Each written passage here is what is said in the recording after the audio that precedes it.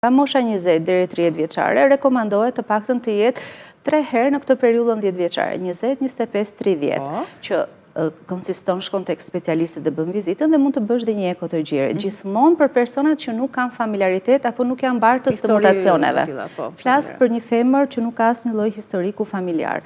Dhe nga mosha 30 vjeç, duhet që ekotërgjirit mund të bëhen deri në 40, një herë në vit, bashkë me vizitën mjekësore. Dhe 40 vjeç është mamografia e parë për screening, për depistim. Për depistim. Parë ne nuk kemi simptoma, po thjesht bëjmë screening, depistimin për të kuptuar në ku jemi. Sepse baza e screeningut është mamografia. Ekografia, rezonanca janë për moshat 9-40 vjeç, sepse lidhen me strukturën e gjirit dhe me sensibilitetin që e ullët që ka mamografia në gjinjt me përmbajtje glandulare. Gjinjt më të mëdhenj apo më të vegjël janë më të rrezikshëm për tu prekur nga kanceri i gjirit? Teorikisht thuhet më të mëdhenjt, por nuk është se po shohim diferencë shumë të madhe.